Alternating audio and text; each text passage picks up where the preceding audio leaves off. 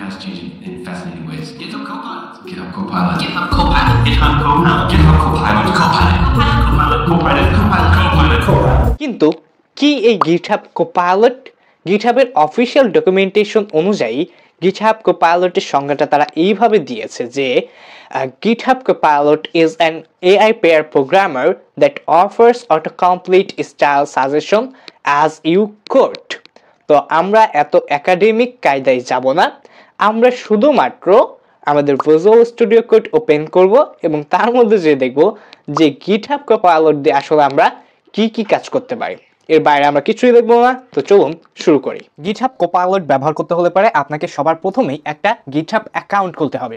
তো আপনি যেহেতু এই ভিডিওতে ক্লিক করছেন, তো আমি ধরেই নিচ্ছি আপনি একজন প্রোগ্রামার আর আপনার একটা GitHub প্রোফাইল আছে।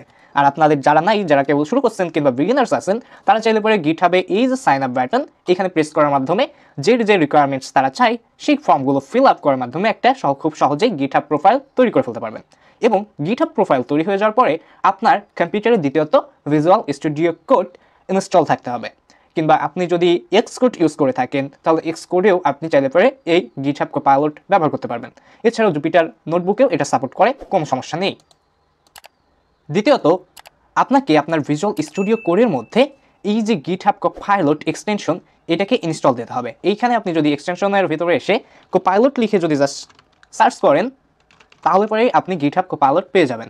কিংবা আপনি এখানে এই যে GitHub Copilot, এটাকে লিখে সার্চ করতে পারেন এবং এইখানে ইনস্টল বাটন থাকবে, সেখানে আপনি ক্লিক করার মাধ্যমে এটাকে খুব সহজে ইনস্টল করে নিতে পারবেন। কিংবা আপনি যদি সবেমাত্র আপনার কম্পিউটারে GitHub Copilot ইনস্টল করে থাকেন, তাহলে পরে আপনার আর নতুন করে ইনস্টল করা লাগবে না, কারণ GitHub Copilot এখন এতটাই বেশি জনপ্রিয় হয়ে পড়ছে যে এইটা অটোমেটিক্যালি ভিজুয়াল স্টুডিও কোডের নতুন যে ভার্সনগুলো এসেছে তার সাথে অটোমেটিক্যালি ইনস্টল থাকছে।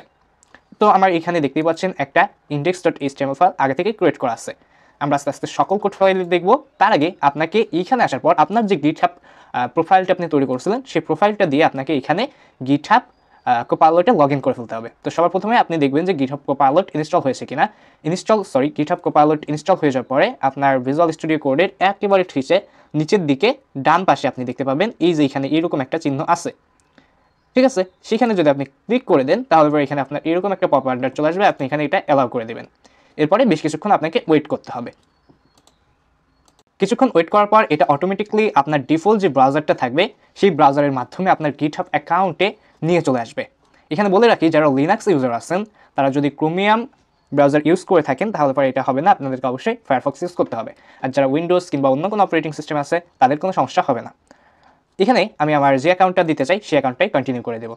এরপরে এটা কিছুক্ষণ পর অটোমেটিকলি আমাকে আবার ভিজুয়াল স্টুডিও কোডে ফেরত নিয়ে চলে যাবে। তো আমরা আমাদের ভিজুয়াল স্টুডিও কোডে অটোমেটিকলি ফিরে আসছি।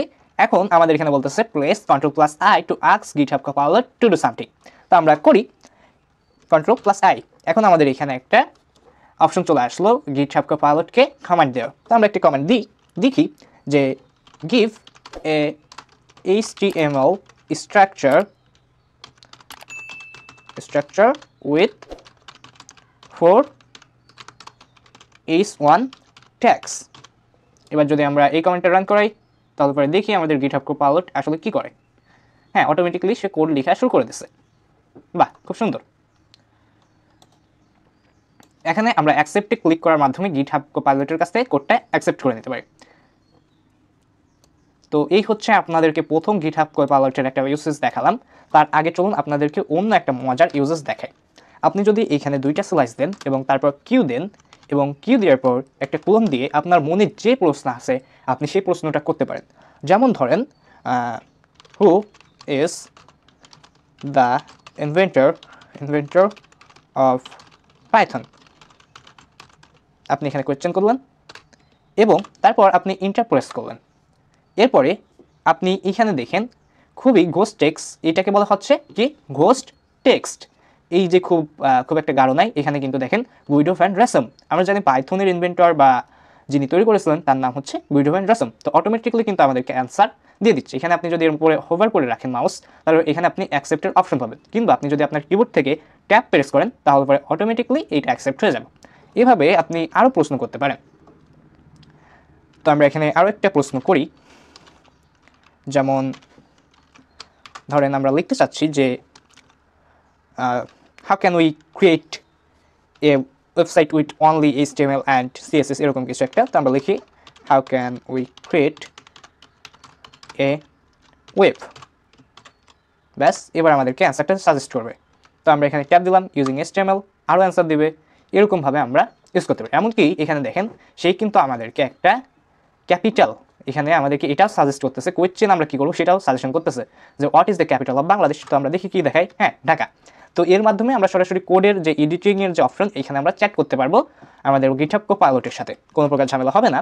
এবং এই পরে আমাদের এইখানে আমরা যদি এই যে আবারও সেই যাকে কী যে বলে আমাদের যে ডান পাশের নিচের দিকে যে GitHub Copilot-এর চিহ্ন থাকবে সেখানে যদি আমরা ক্লিক করি, তারপর এইখান থেকে আমরা যদি সিলেক্ট করি যে GitHub Copilot চ্যাট, তারপরে আমরা এখান থেকে ChatGPT-তে যেভাবে চ্যাট করি ঠিক সেইভাবেই চ্যাট করতে পারবো। তো এখানে আমার আগে থেকেই বেশ কিছু চ্যাট ছিল, তাই এগুলো সেলফ হয়ে রয়েছে। তো আমরা নতুন একটা চ্যাট করি, আমরা লিখলাম how create a form in HTML। যাই হোক এখানে আমার টাইপিং মিস্টেক গেছে প্রচুর। এখানে কিন্তু আমাদেরকে আমরা সরাসরি যেভাবে ChatGPT-র সাথে চ্যাট করি ঠিক সেরকমভাবে আমরা এখানে ChatGPT করবো, সরি মানে সেইভাবে আমরা চ্যাট করতে পারবো। এখানে আমরা চাইলে পারে আমাদের AI যে মডেল ছিল সেই মডেলটাকেও আমরা চেঞ্জ করতে পারবো। তো আমরা ক্লাউড, এবং এখানে দুইটা মডেল আছে, একটা হচ্ছে ক্লাউড 3.5 সনিক যেটা প্রিভিউতে রয়েছে এখনও এটা খুব একটা বেশি স্টেবল হয়ে উঠতে পারে নাই। আর দ্বিতীয়তে রয়েছে আমাদের GPT-4o যেটা আমাদের ChatGPT-র ফ্রি ভার্সন সেইটা। এছাড়াও GitHub Copilot-এর একটা প্রিমিয়াম ভার্সন আছে যেটা আপনাকে টাকা নিয়ে রাখতে হয় এবং টাকা আশা করি লাগে না। এছাড়াও আপনাদেরকে আরও বেশ কিছু ইউজেস আমি চাইলে দেখাতে পারবো। সো দেখাই আপনাদেরকে, যেমন ধরেন আমরা যদি একটা কোড লেখা শুরু করে দিই, সো আমরা একটা HTML দিয়ে শুরু করি, এখানে দেখেন আস্তে আস্তেই কিন্তু এগুলো কিন্তু আমাদেরকে সাজেস্ট করতেছে। আমরা ট্যাপ প্রেস করার মাধ্যমে আমাদেরকে যে সাজেশনটা দিচ্ছে সেটা কিন্তু আমরা সিলেক্ট করতে পারি। এই যে আমরা ট্যাপ প্রেস করব, আমাদের ঘোস্ট টেক্সটে যা দেখাচ্ছিল সেটা আমরা নিয়ে নিলাম। আবার দেখি এটা আমাদেরকে যে style.css এর সাথে যে কানেক্ট করতে হয় এই জিনিসটাও কিন্তু সে জানে। তো আবার এটা প্রেস করি, এখন আমাদেরকে হেডটাকে এন্ড করতে বলতেছে, কিন্তু আমরা চাচ্ছি টাইটেল দিতে। তো আমরা এখানে লিখি টাইটেল, তো টাইটেল লিখে দিলাম। টাইটেল ধরেন আমি একজনের নাম দেবো, আমার নামটাই দিই। এরপরে আমরা কি করতে পারি, হেডটাকে এন্ড করে দিতে পারি। তো আমাদেরকে খুব সাজেশন দিচ্ছে, দেখি এরপরে সাজেশনটা কি দিচ্ছে, বডি। এখন আমরা সচরাচর যেভাবে কোড করতে অভ্যস্ত ঠিক সেই ধরনের, এখানে দেখেন অটোমেটিকলি সে কিন্তু আমাকে একটা কোড স্নিপ দিয়ে দিল এবং আমার সম্পর্কে আমি তো এর আগেও তার সাথে চ্যাট করেছি, আমার সম্পর্কে বলেছি, এবং আমি খুব রিসেন্টলি প্ল্যান নিচ্ছিলাম যে আমি একটা পোর্টফোলিও ওয়েবসাইট তৈরি করব। তো আমি টাইটেলে যেহেতু আমার নামটা দিছি, সে জানে আমার নাম কি, আমি যেহেতু আগে এর সাথে এইখান থেকে চ্যাট করেছি আগে বহুতবার, এই যে এখান থেকে আমি যেহেতু বহুতবার আগে চ্যাট করেছি তাই সে আমার সম্পর্কে জানে, এবং সে মোস্টলি মনেই করছে যে আমি এখন একটা পোর্টফোলিও তৈরি করতে চাচ্ছি। তার জন্য আমাদেরকে দেখেন একটা ন্যাপবার কিন্তু সে দিয়ে দিচ্ছে। ভাই খুব মারাত্মক জিনিস, এবং আমার এইটা খুবই দারুণ লাগতেছে যে এই জিনিসটা কিন্তু এখন ফ্রি, GitHub Copilot ফ্রি ভার্সনটা আমি ইউজ করতেছি, তাতেই এত কিছু আমাকে সাজেস্ট করতেছে। ভাই খুবই একটা মারাত্মক জিনিস। তো আপনারা কিন্তু বুঝেই ফেলছেন যে জিনিসটা কী হবে।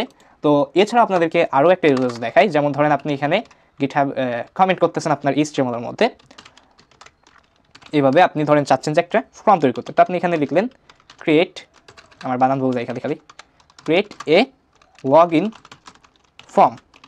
আপনি যদি এইভাবে লেখেন, জাস্ট কমেন্ট করলেন যে create a log in form, এরপরে আপনি ইন্টার প্রেস করেন, তারপরে আপনি খানিকক্ষণ ওয়েট করবেন। ওয়েট করার পর দেখবেন আপনার ঘোস্ট টেক্সটে এই যে হালকা করে লেখা উঠতেছে এটাকে বলা হচ্ছে ঘোস্ট টেক্সট। এই ঘোস্ট টেক্সটের মধ্যে কিন্তু একটা লগ ইন ফর্মের স্ট্রাকচার চলে আসবে। এখানে আপনি এইখানের মাধ্যমেও আপনি চাইলে পারে অ্যাকসেপ্ট করতে পারেন, অথবা আপনি যদি আপনার কিবোর্ড থেকে ট্যাপ প্রেস করেন তাহলে পরেও এটা অ্যাকসেপ্ট হয়ে যাবে, ব্যাস। তো আমরা দেখি যে অটোমেটিকলি এতগুলো কাজ করতে পারতেছি। একটু আমরা আমাদের ব্রাউজার ওপেন করে দেখি। তো আমরা লাইভ সার্ভার ওপেন করি,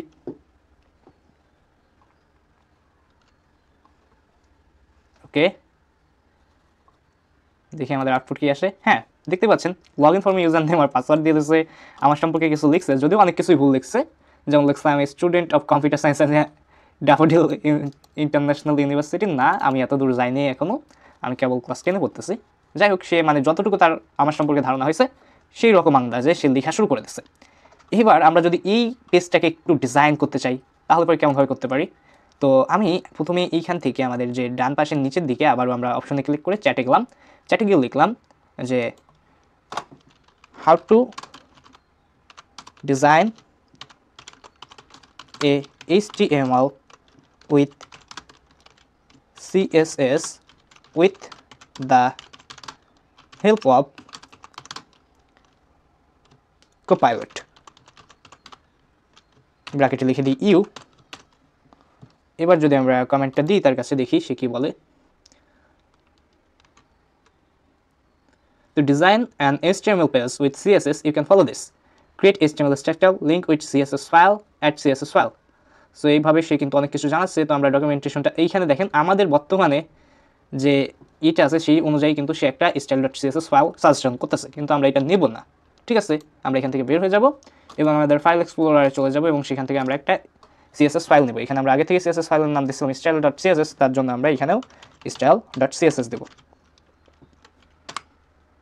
ওকে, এইবার আমরা কি করব, আমাদের Ctrl+I চাপবো। চাপার পর আমরা বলবো যে স্টাইল দ্য বডি। সো আমরা বডিকে স্টাইল করতে বলি, দেখি কি করে। ওকে, আমরা এখানে ইন্ডেক্স এবার এইখানে যাই আগের চলে, এবং তারপরে যে দেখি যে আমাদের হেডারটা কি কন্টেইনার দিছে, কন্টেইনারের মধ্যে হেডার দিছে। তো এরপরে বুঝলাম যে আমাদেরকে কি করতে হবে। তো আমরা বললাম যে স্টাইল দ্য ন্যাপ বার, এরপরে বলবো তো Ctrl+I স্টাইল দ্য ন্যাপ বার। শুধু যে আপনাকে পুরো কোডটুকু এঁকে দিয়ে করাতে হবে এমন কোনো কথা নাই। আপনি চাইলে পারে আপনার নিজের কোডে কোনো জায়গায় ধরেন এরর আসছে, আপনি ঠিক পাচ্ছেন না, সেটাকে সলভ করতে বললেন, সে কিন্তু সলভ করে দেবে। যখন আমরা পাইথন নিয়ে আবার একটু আলোচনা করবো এই ভিডিওতেই, তখন জিনিসটা আপনাদের কাছে ক্লিয়ার হয়ে যাবে বলে আশা করছি। ওকে, এই জিনিসটাও আমরা একটু নিই, কিন্তু এখানে একটা ভুল হয়ে গেছে, আমাদের ন্যাপবারে কিছুই হয় নাই। কারণ কি, আমরা HTML ফাইলের মধ্যে আমরা ন্যাপবারের নাম দিয়েছিলাম কি কন্টেইনার ক্লাসের মাধ্যমে আমরা ন্যাপবার ক্রিয়েট করছিলাম। ঠিক একইভাবে আমরা এখানে যদি উল্লেখ করে দিতাম যে কন্টেইনার ক্লাস হ্যান্ড ত্যান অমুক তমুক, যদি আমরা কমেন্টে উল্লেখ করে দেই তাহলে পারে কিন্তু সে কোনো ভুল করবে না। তো আমরা এইভাবে আমাদের HTML CSS এছাড়া ওয়েব ডেভেলপমেন্টের অন্যান্য জায়গায় আমরা আমাদের GitHub Copilot ইউজ করতে পারি, কোনো সমস্যা হবে না। তো এবার আমরা একটা পাইথন ফাইল নিই এবং পাইথনে আমরা কিছু করার চেষ্টা করি। তো আমরা একটা নিউ ফাইল ক্রিয়েট করি এখানে main.py। ওকে, এবং আমরা এখানে যদি আমরা কোড করতে শুরু করি, যেমন ধরেন আমরা একটা ইউনিক লিস্ট তৈরি করার ফাংশন তৈরি করতে যাচ্ছি, তাহলে পরে কি হবে, তো আমরা এখানে লিখলাম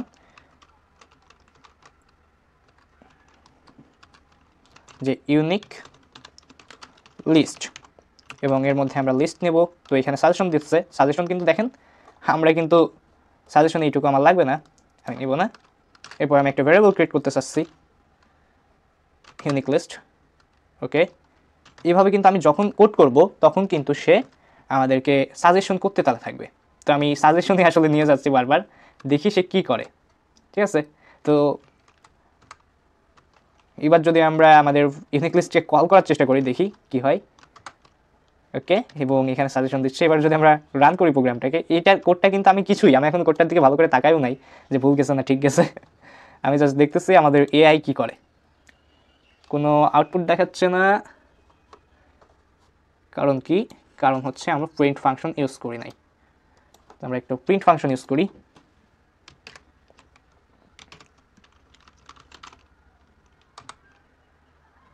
ওকে, যে সাজেশন দিচ্ছে সেই সাজেশনে নিয়ে আমরা ওকে, আমরা কিন্তু আমাদের রেজাল্টটা পেয়ে গেলাম। এবং এখানে দেখি ইউনিক কি হয়েছে কিনা, এখানে আছে 1 2 3 4 5, 5টা আছে।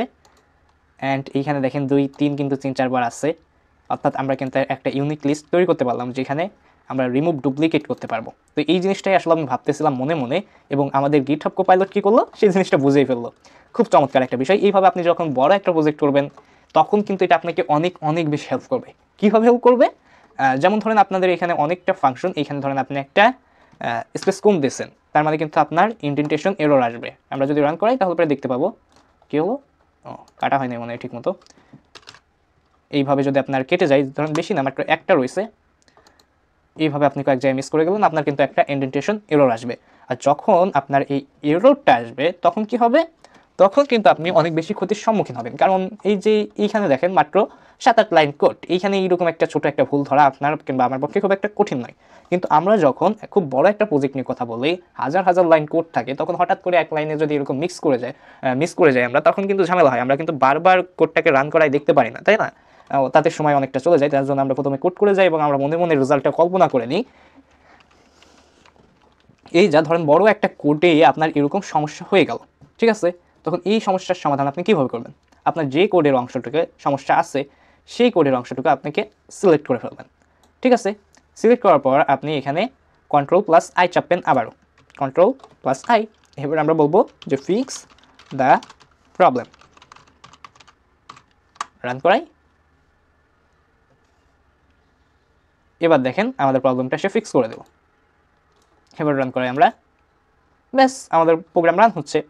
ঠিক একইভাবে আমরা যদি চাই যে এখানে আরেকটা ভুল আমরা করি, ভুল করার মাধ্যমে রান করাই এবং রান করে দেখি আমাদের টার্মিনালকে বলতেছে, আমাদেরকে বলতেছে লাইন নম্বর 6তে এখানে বলতেছে যে ইনভ্যালিড সিনট্যাক্স। এই জিনিসটাকে আমরা জাস্ট কোনো প্রকার সিলেক্ট মিলেক্ট কিছু করবো না, আমাদের কার্সর একেবারে প্রথমে নিয়ে গেলাম, নিয়ে আমরা জাস্ট এখানে Ctrl+I চাপলাম। এরপর আমাদের যে কমান্ড বারটা চলে আসলে এখানে আমরা কমান্ড দেব যে in line number 6 fix the invalid syntax with valid 1। আমরা কমেন্টটা দিই। হ্যাঁ, এই দেখেন আমরা জাস্ট লাইন নাম্বার বলে দিচ্ছি এবং সেখানে কি সমস্যা তো আমাদের টার্মিনাল বলেই দেয় যে তোমার ওইখানে অমুক সমস্যা আছে, সেই অনুযায়ী আমরা লাইন নম্বর দিলাম এবং সে আমাদের প্রবলেমটা ফিক্স করে দিল ওই জায়গায়। যে আমাদেরকে অতটা কষ্ট করতে হলো না যে এইখানে আসলে কী সমস্যাটা হয়েছে। তো এইভাবেই মূলত আমরা আমাদের কোডগুলোতে আমাদের যে GitHub Copilot আছে সেটাকে ইউজ করতে পারবো। এছাড়াও আমরা আরোভাবে ইউজ করতে পারি, জাস্ট এই ভিডিওটা অনেক লম্বা হয়ে যাচ্ছে, তবু আপনাদেরকে দেখাই। আমরা জানি আপনারা বুঝে গেছেন যে কী হবে। তো আমরা ক্রিয়েট এ ব্যাংক ক্লাস এখানে যদি লিখি কমেন্টে ক্রিয়েট এ ব্যাংক ক্লাস, ওকে, তারপর আমরা দেখব আমাদের কোড সাজেশন শুরু হয়ে যাবে, ঠিক আছে। এই যে দ্বিতীয় লাইন আসলাম, এই যে ক্লাস ব্যাংক, ঠিক আছে, এটাকে বলা হয় ঘোষ টেক্সট। এইখানে আপনি যদি আপনার কিবোর্ডে ট্যাব বাটন প্রেস করেন এই জিনিসটাকে আপনি অ্যাকসেপ্ট করতে পারবেন। এবং ব্যাংকের মধ্যে দেখুন কি কি থাকে, একদম পুরো একটা কোড স্নিপেট আমাদেরকে এখানে সাজেস্ট করতেছে। তো আমরা সাজেশনটা নিয়ে দেখি।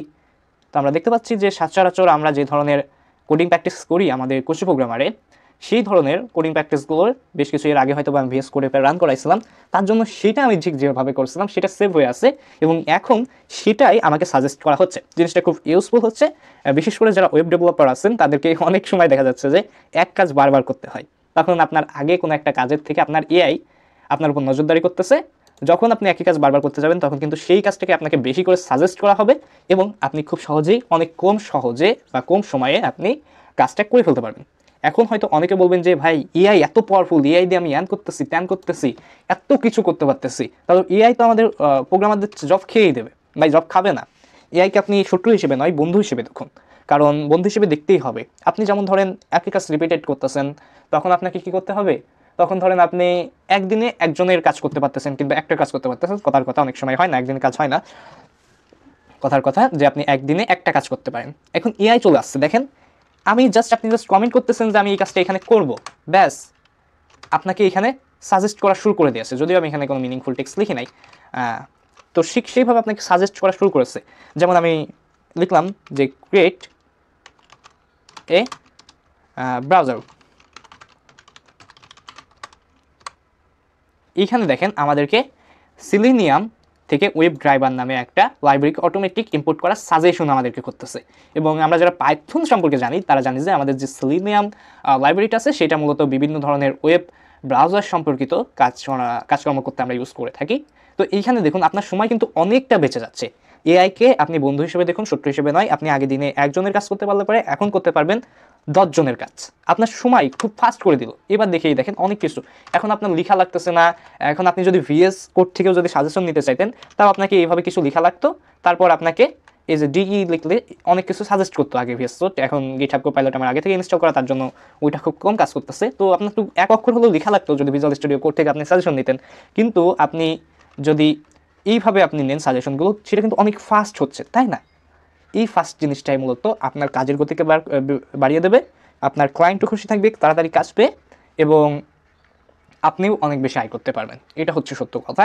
কিন্তু AI ব্যবহার করতে হলে পরে আপনাকে অনেক বেশি ভালোভাবে প্রম্পট দিতে হবে। যেমন আমি এখানে এই যে প্রম্পটগুলো দিচ্ছি, যেমন ধরেন কোপাইলটে যে প্রম্পটগুলো দিচ্ছি আপনাকে যদি দিই, এই যে ইনলাইন চ্যাটটা আমি ওপেন করলাম, এই যে প্রম্পটগুলো আমি দিচ্ছি এই প্রম্পটগুলোর মধ্যে অনেক বাজে ইংলিশ আছে এবং অনেকগুলো আছে যারা যারা ইংলিশে যারা ভালো জানেন যে গ্রামার একটু ঠিক নাই,